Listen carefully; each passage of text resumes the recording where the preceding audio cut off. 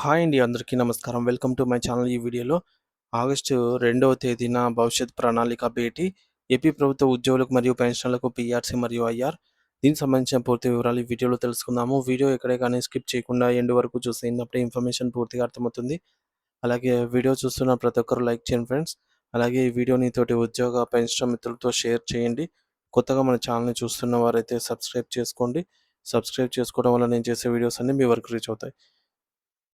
రాష్ట్ర అభివృద్ధి రథచక్రాలైనటువంటి ప్రభుత్వ ఉద్యోగులందరూ మా కుటుంబ సభ్యులేనని, వారి సమస్యలను పరిష్కరించడం మా బాధ్యత అని ఆంధ్రప్రదేశ్ మంత్రుల బృందం అత్యంత ఆత్మీయంగా ప్రకటించింది.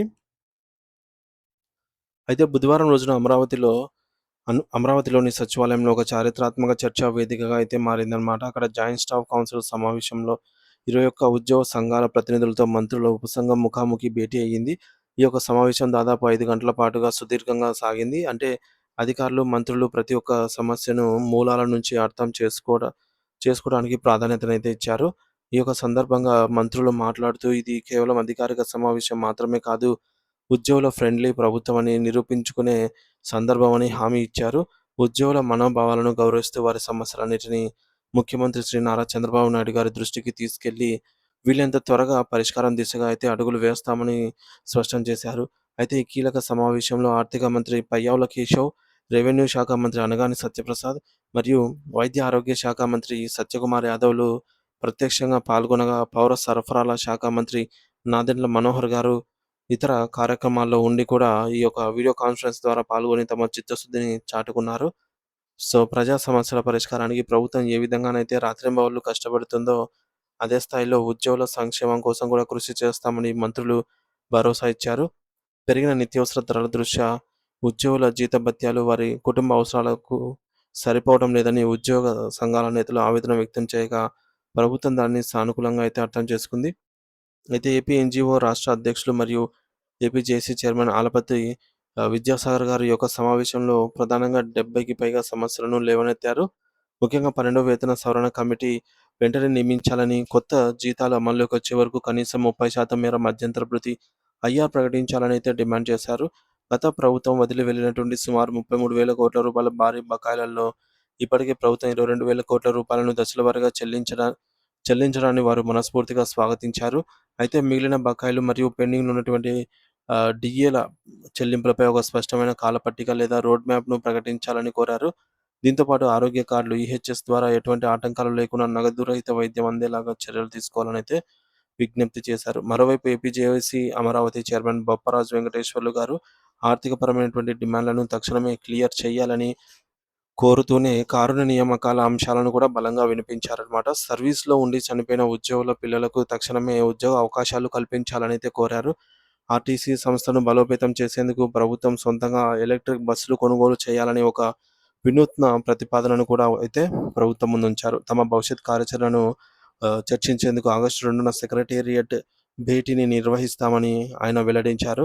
సో, సచివాలయ ఉద్యోగుల సంఘం అధ్యక్షుడు జి. రామకృష్ణరా గారు మాట్లాడుతూ పీఆర్సీ ప్రకటనలో జరుగుతున్న జాప్యం వల్ల ఉద్యోగుల అభద్రతా భావం పెరుగుతోందని, దీన్ని వెంటనే పోగొట్టాలని అయితే కోరారు. అమరావతిలో నిర్మించబోయేటటువంటి టవర్లలో అన్ని శాఖల కార్యాలయాలను ఒకే చోట ఉంచాలని, అలాగే 300 మందికి పైగా ఎదురుచూస్తున్న పదోన్నతుల సమస్యలను పరిష్కరించాలని అయితే విన్నవించారు. ఏపీటీఎఫ్ రాష్ట్ర అధ్యక్షులు హృదయరాజు గారు ఉపాధ్యాయుల సమస్యలను ప్రస్తావిస్తూ ఇన్ సర్వీస్ టీచర్లకు టెట్ నుండి మినహాయింపు ఇవ్వాలి అని, అలాగే ఈఎల్స్ ఎన్‌డబ్ల్యూ సొమ్మును మంజూరు చేయాలని అయితే కోరారు. ఈ చర్చలన్నిటిని విన్న తర్వాత ఆర్థిక మంత్రి పయ్యావుల కేశవ్ గారు ఉద్యోగులపై చేసే ఖర్చును ప్రభుత్వం పెట్టుబడిగా భావిస్తుంది అని ఒక గొప్ప ప్రకటనగా అయితే చేశారనమాట. సో, 2004 సెప్టెంబర్ కన్నా ముందు నియమితులైన వారికి సీపీఎస్ నుండి ఓపీఎస్‌కి మార్చే చారిత్రాత్మక నిర్ణయం ఇప్పటికే తీసుకున్నామని కూడా గుర్తు చేశారు.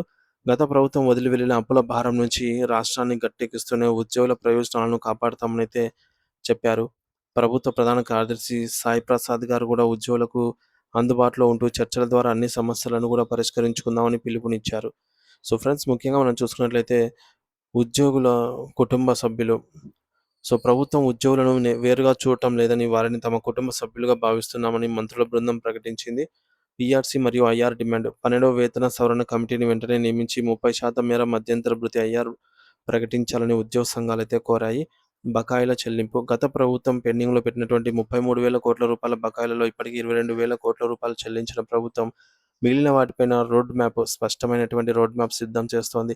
ఆర్థికేతర సమస్యల విషయానికి వస్తే కారుణ్య నియామకాలు, ఇండ్ల స్థలాలు, పదోన్నతులు మరియు హెల్త్ కార్డుల ద్వారా నగదు రహిత వైద్యం సానుకూల వీటిపై సానుకూల చర్చ.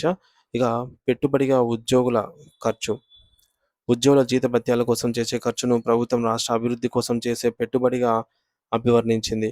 ఓపీఎస్ అమలు 2004 సెప్టెంబర్‌కు ముందు చేరినటువంటి ఉద్యోగులకు పాత పెన్షన్ విధానం ఓపీఎస్‌ను అమలుకు ప్రభుత్వం కట్టుబడి ఉంది. ఈ భవిష్యత్తు కార్యాచరణ.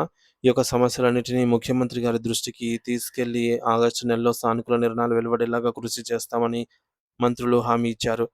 సో, మొత్తానికి ఆంధ్రప్రదేశ్ ప్రభుత్వం మరియు ఉద్యోగ సంఘాల మధ్య జరిగినటువంటి ఈ యొక్క జాయింట్ స్టాఫ్ కౌన్సిల్ సమావేశం అత్యంత సానుకూల వాతావరణంలో ముగిసింది. మంత్రుల బృందం ఉద్యోగుల సమస్యలను సావధానంగా విని వారిని తమ కుటుంబ సభ్యులుగా అభివర్ణించింది. సో, పీఆర్సీ నియామకం, ఐఆర్ ప్రకటన, పెండింగ్ డీఏలు మరియు బకాయిల చెల్లింపు వంటి అంశాలపై ప్రభుత్వం స్పష్టమైన హామీనిచ్చింది.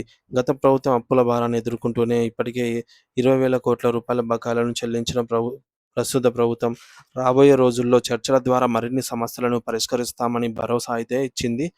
ముఖ్యంగా పీఆర్సీ మరియు ఐఆర్‌కు సంబంధించి ముఖ్యమంత్రి గారితో చర్చించి త్వరలోనే శుభవార్త చెబుతామని మంత్రులు ఈ మేరకు హామీ ఇచ్చారు.